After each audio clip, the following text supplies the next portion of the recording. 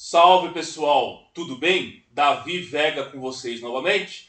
Bom, hoje eu quero dar continuidade aqui à série de comentários sobre livros e filmes diversos que eu venho fazendo aqui nesse canal, dando ênfase a um autor que eu já fiz uma resenha sobre um livro dele, que era o Homens e Engrenagens, que é o grande Ernesto Sábato, que viveu em Santos Lugares, região pampeana da Argentina, né, escritor argentino, nascido em Rojas em 1911 e faleceu em 2011, aos 99 anos, quase um centenário, né? Quase 100 anos. O Ernesto Sábato nos legou essa grande obra, O Escritor e Seus Fantasmas, que eu vou falar dessa obra hoje, propriamente dita. Mas só lembrando, esse canal ele é patrocinado pelo sebo Só Pepitas. O sebo Só Pepitas é um sebo de excelência, que é um projeto que dois amigos meus eles têm, de mineirar livros raros nos sebos de São Paulo e disponibilizá-los para venda na sua página do Instagram para todo o Brasil. Boa parte desses livros que eu anuncio aqui no canal da Vivega, eu encontro no sebo Só Pepitas. E se vocês falarem que encontraram o sebo Só Pepitas através desse canal, da minha indicação aqui do canal da Vivega, vocês ganham 10% de desconto na compra de cada livro. Vale muito a pena porque os livros, assim como o conhecimento em geral, as viagens, as visitas às exposições, as idas aos teatros, ao cinema, são coisas que a gente gasta para ficar mais rico, a gente gasta para enriquecer ainda mais, tá certo? Vou deixar na descrição desse vídeo aqui o link da página do Instagram deles para vocês acessarem. Bom, vamos falar então do livro O Escritor e Seus Fantasmas, do Ernesto Sábato. Esse livro aqui é muito curioso. Eu comprei ele numa lojinha de rua, de conveniência, basicamente, quando eu estive em Buenos Aires, em 2014. E aí eu dei uma lida superficial por cima, não tinha me aprofundado muito, e deixei ele de canto aqui na minha biblioteca. Até que um dia eu estava fuçando aqui na biblioteca e resolvi ler, né? Falei, vou dar uma chance para esse livro. E gostei muito. Eu já tinha lido o Homens e Engrenagens, né? Do Ernesto Sábato, que eu tenho um vídeo falando sobre esse livro aqui, eu vou deixar na descrição desse vídeo o link, caso vocês queiram assistir, que ele fala sobre a técnica, ele também menciona a arte e a escrita, né, mas sobretudo sobre a égide da técnica, né? E nesse livro ele vai, embora tenha uma semelhança com o outro nessa parte, ele vai discorrer sobre a literatura e sobre o ato de escrever. E eu que gosto de escrever, lancei alguns livros, vou deixar também na descrição desse vídeo o link do meu blog para vocês, caso vocês queiram fazer download em PDF dos meus livros, eles estão todos disponibilizados lá, né? E eu gostei bastante porque ele vai falar basicamente sobre o ofício de escrever, a prática da escrita, né? E ele vai começar falando sobre a literatura. E da literatura ele vai falar que existe a novela com N maiúsculo e a novela com N minúsculo. E ambas as novelas, com N maiúsculo ou N minúsculo, elas não são totalmente inovadoras, e principalmente na pós-modernidade que nós vivemos hoje, que tudo é recriação e cópia da cópia. Elas não são totalmente inovadoras. E aí ele traça um paralelo entre os autores. Como, por exemplo, ele fala que os gregos também eles eram híbridos. Desde a Grécia Antiga não tinha uma cultura pura, não tinha uma escrita, uma produção artística pura, ou filosófica, né? Os gregos eram híbridos e tinham muitos das religiões egípcias e orientais, né? E ele vai falar que ao longo dos tempos, vários autores também eram híbridos, também não eram 100% originais. Por exemplo, Faulkner provém do James Joyce. O Dostoiévski, Balzac e Huxley tem muito das páginas do Ruído e o Furor, que provém do Ulisses. Tem um fragmento do Moinhos de Floss, um livro que chama Moinhos de Floss, que a mulher prova um chapéu na frente de um espelho. Uma parte do livro que a mulher prova um chapéu na frente de um espelho. Que é uma cópia do Proust, o germe do Proust, né? E o Butterfly tem influência do Kafka. O Sarmiento, que é um outro escritor argentino, tem muito do Fenimore Cooper e do Shakespeare. Né? O Fenimore Cooper e o Shakespeare, o Fenimore Cooper que escreveu sobre a América também, né? E o Shakespeare. Então ele vai falar que toda cultura ela é híbrida, principalmente nas Américas, né? Aí ele fala da influência do jazz, como o jazz tem influência de vários ritmos de outros lugares.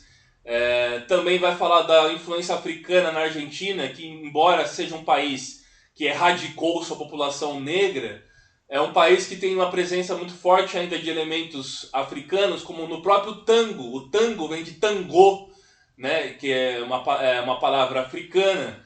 E a sensualidade da dança do tango não é só europeia, ela tem muito também da África, da questão africana que influenciou a América do Sul durante tanto tempo, e nós no Brasil ainda mais até do que os países do Prata, né, da Argentina. Né? No Uruguai ainda tem a presença africana, está mais forte também, né?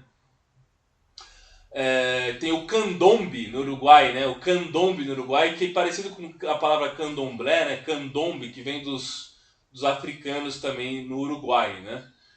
Então, ele vai falar que todos esses ritmos, todas essas cosmovisões, todos esses estilos, principalmente nas Américas, eles se fundiram e se mesclaram, dando origem ao jazz, ao tango. E na literatura a mesma coisa, né? Vários autores, eles não são 100% originais, eles têm influência de outros autores da literatura universal também, né?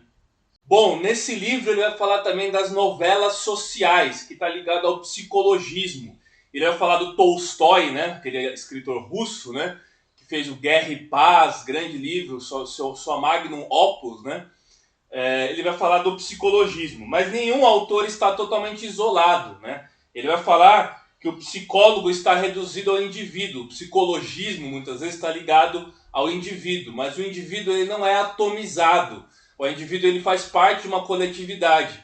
E ele vai falar que muitas obras da literatura elas podem ser mais científicas do que obras acadêmicas.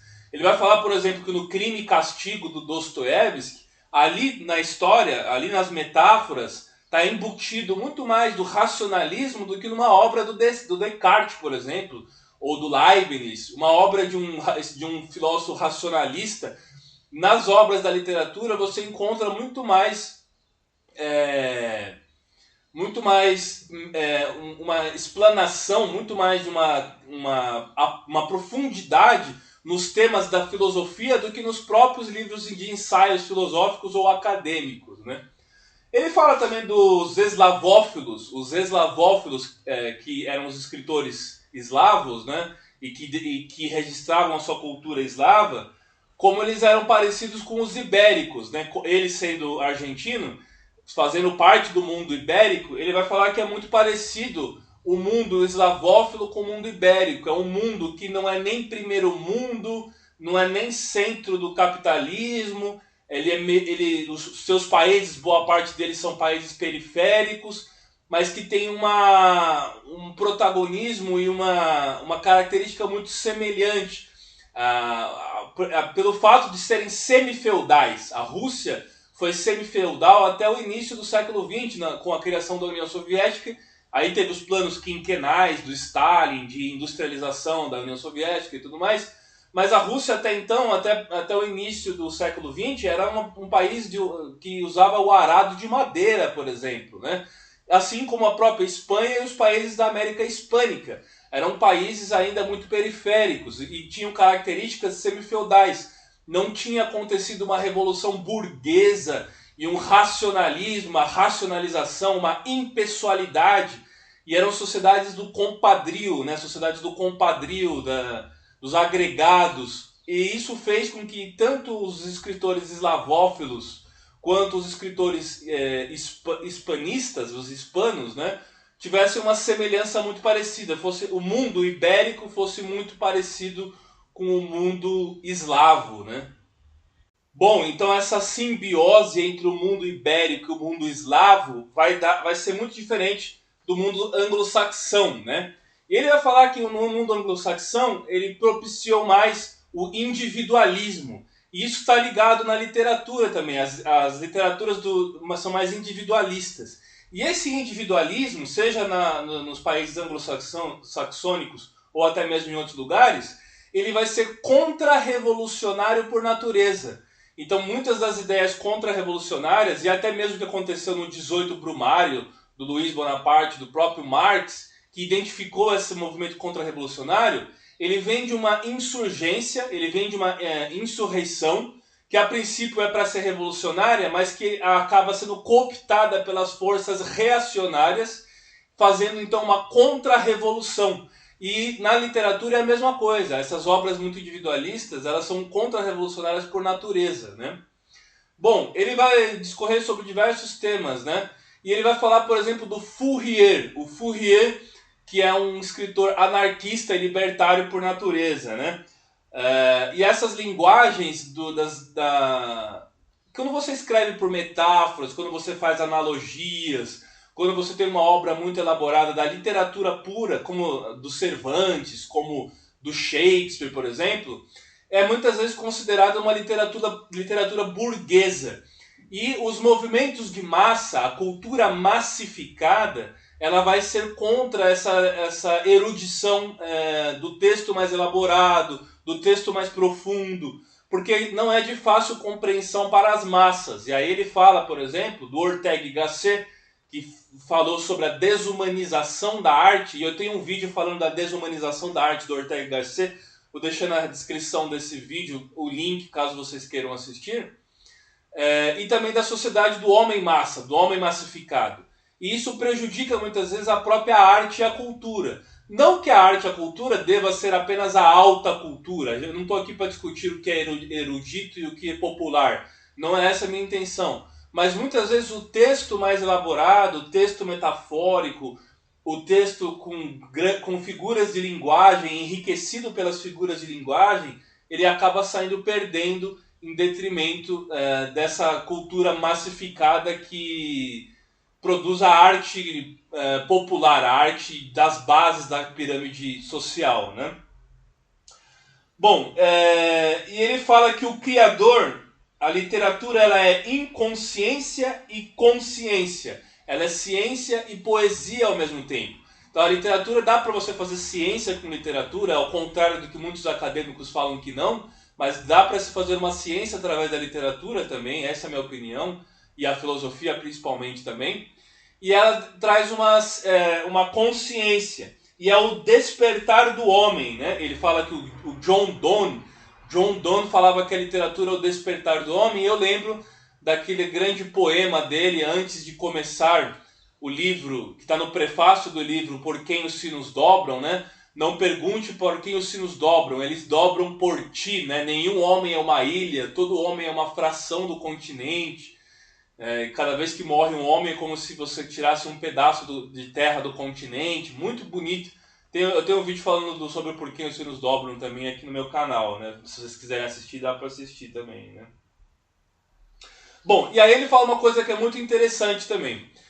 Ele fala que raramente um homem condenado à morte, à guilhotina, vai conseguir dormir em paz do seu cativeiro, da sua cela para a guilhotina. Com certeza ele vai ficar nervoso porque está indo para morrer, para ser executado. Ele não vai conseguir dormir em paz. Mas uma pessoa é capaz de dormir uma vida inteira entre seu nascimento e morte. Como a morte ela está distante, nós não pensamos nela. Nós dormimos e temos a consciência tranquila. Mas se a gente estivesse sendo levado para a guilhotina, dificilmente nós dormiríamos. Então por que nós não dormimos quando a morte está muito próxima e nós esquecemos da morte e dormimos em paz quando ela está muito distante, né? E aí ele vai falar que isso é uma missão da literatura. A missão da literatura é despertar o homem que viaja até o patíbulo. Patíbulo é o seu leito de morte, né? A literatura ela existe para despertar o homem que está dormindo entre o seu cativeiro e a guilhotina, por exemplo, ou dormindo uma vida inteira. A literatura está para despertar esses dormidos, né? Essas pessoas dormentes, vamos dizer assim, essas pessoas dormentes, né?